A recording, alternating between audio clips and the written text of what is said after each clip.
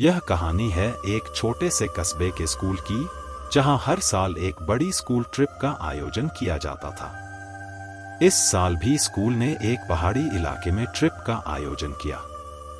बच्चों में इस ट्रिप को लेकर बहुत उत्साह था, खासकर 12वीं कक्षा के छात्रों में, जिनके लिए यह स्कूल का आखिरी साल था।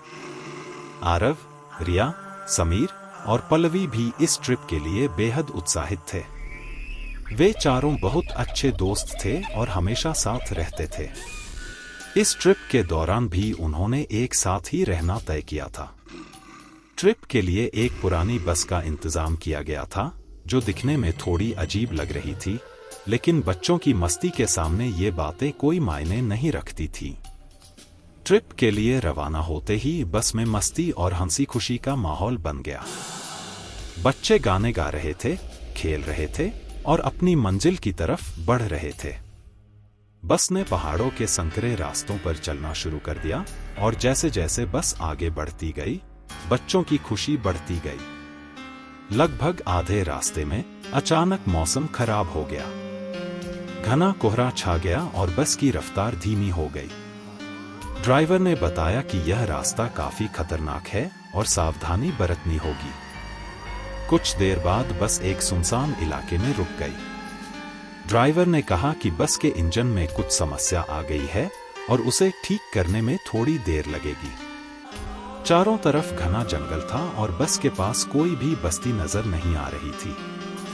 बच्चों ने इस मौके का फायदा उठाते हुए बस से बाहर निकलकर थोड़ी मस्ती करने का सोचा। आरव, रिया, समीर और पल्लवी भी बस से बाहर आ गए और आसपास घूमने लगे। घूमते घूमते वे चारों बस से काफी दूर निकल गए। अचानक रिया को महसूस हुआ कि उनके पीछे कोई चल रहा है। उसने मुड़कर देखा, लेकिन वहां कोई नहीं था। उसने इसे अपनी गलतफहमी समझा और दोस्तों के साथ आगे बढ़ गई। लेकिन कुछ ही देर में सबको अजीब अजीब आवाजें सुनाई देने लगी। समीर ने कहा कि यह सिर्फ हवा का शोर है, लेकिन आरव की आंखों में डर साफ नजर आ रहा था। आगे बढ़ते हुए उन्हें एक पुरानी हवेली दिखाई दी, जो जंगल के बीचों बीच खड़ी थी।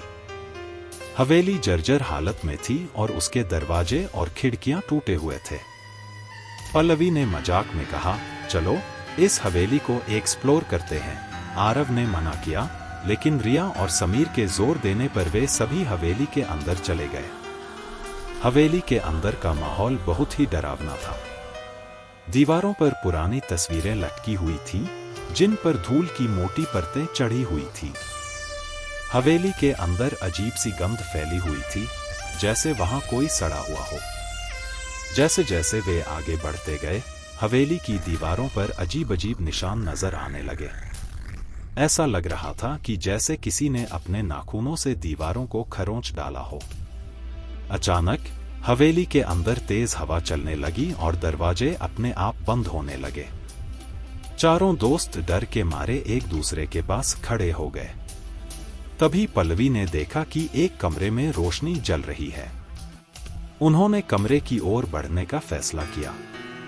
जैसे ही वे कमरे में पहुंचे, उन्होंने देखा कि कमरे के बीचों बीच एक पुरानी लकड़ी की कुर्सी पर एक बुजुर्ग महिला बैठी हुई है। उसकी आंखें बंद थीं और वह कुछ बुदबुदा रही थी। रिया ने हिम्मत जुटाकर पूछा, आप कौन हैं? और यहाँ क्या कर रही हैं? बुजुर्ग महिला ने धीरे धीरे अपनी आंखें खोली और उनकी ओर देखा। उसकी आंखें बिल्कुल सफेद थीं, बिना पुतलियों के। चारों दोस्त डर के मारे जड़ हो गए। महिला ने धीमी आवाज में कहा, तुम लोग यहाँ क्यों आए हो? यह जगह तुम्हारे लिए नहीं है। अचानक महिला ने जोर से चीख मारी और हवा में गायब हो गई। कमरे की दीवारें हिलने लगीं और छत से धूल और मलबा गिरने लगा। चारों दोस्त डर के मारे भागने लगे, लेकिन दरवाजे अपने आप बंद हो गए। उन्होंने दरवाजा खोलने की बहुत कोशिश की, लेकिन दरवाजा हिलने का नाम नहीं ले रहा था। तभी पल्लवी को लगा कि उसके कंधे पर किसी ने हाथ रखा है। उसने मुड़कर देखा तो वह बुजुर्ग महिला उसके पीछे खड़ी थी। पल्लवी की चीख निकल गई। महिला ने उसे घसीटते हुए कमरे के एक कोने में खींच लिया। बाकी तीनों ने पल्लवी को बचाने की कोशिश की, लेकिन महिला की ताकत के आगे वे असहाय थे। आखिरकार किसी तरह से दरवाजा खुल गया और तीनों भागते हुए हवेली से बाहर निकल आए। लेकिन जैसे ही वे बाहर निकले, उन्होंने देखा कि वे फिर उसी जगह खड़े हैं जहां से उन्होंने चलना शुरू किया था। हवेली गायब हो चुकी थी। पल्लवी कहीं नहीं थी। वे तीनों पल्लवी को पुकारते हुए इधर-उधर भटकने लगे, लेकिन उन्हें उसका कोई सुराग नहीं मिला। अचानक समीर को महसूस हुआ कि कोई उसके पीछे खड़ा है। उसने मुड़कर देखा, लेकिन वहां कोई नहीं था। उसकी धड़कन तेज हो गई और उसने बाकी दोस्तों को बताया कि उन्हें यहां से जल्दी निकलना होगा। वे भागते हुए बस की ओर वापस लौटे। लेकिन जब वे बस के पास पहुंचे, तो उन्होंने देखा कि बस भी वहां नहीं थी। अब वे पूरी तरह से घबरा गए थे।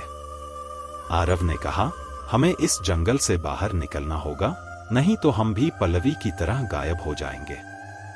वे तीनों जंगल के रास्ते पर भागने लगे, लेकिन रास्ता मानो कभी खत्म ही नहीं हो रहा था। हर तरफ अंधेरा छाया हुआ था और उन्हें कुछ भी समझ में नहीं आ रहा था कि वे कहां जा रहे हैं। अचानक उन्हें एक आवाज सुनाई दी जो पल्लवी की चीख की तरह थी। वे रुक गए और ध्यान से सुनने लगे। आवाज और तेज होती गई। अचानक रिया ने देखा कि एक साया पेड़ के पीछे से उनकी ओर आ रहा है। वह साया पल्लवी का था, लेकिन उसका चेहरा विकृत हो चुका था। उसकी आंखें खून से भरी हुई थीं और उसके होंठों पर एक खौफनाक मुस्कान थी। उसने धीरे धीरे कहा, तुम लोग मुझे छोड़कर क्यों भागे थे? रिया की चीख निकल गई और वह भागने लगी। समीर और आरव भी उसके पीछे पीछे भागे। वे तीनों बेतहाशा दौड़ते हुए जंगल से बाहर निकलने की कोशिश कर रहे थे, लेकिन जितना वे भागते, रास्ता उतना ही लंबा होता जाता। आखिरकार वे थककर गिर गए और बेहोश हो गए।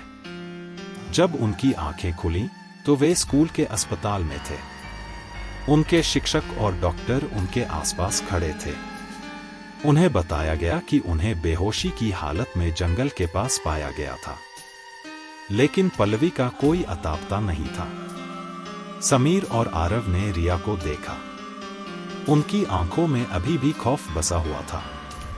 उन्होंने पल्लवी के बारे में पूछा, लेकिन किसी को उसके बारे में कुछ नहीं पता था।